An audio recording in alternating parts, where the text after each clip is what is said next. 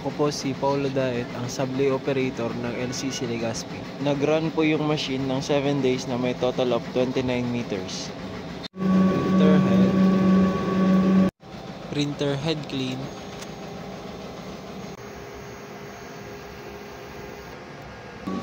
Punas ng capping at wiper after head clean.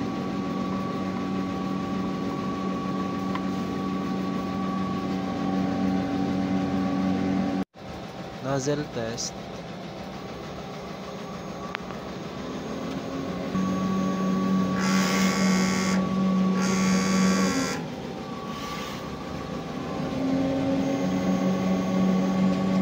Ink system ay tama lang.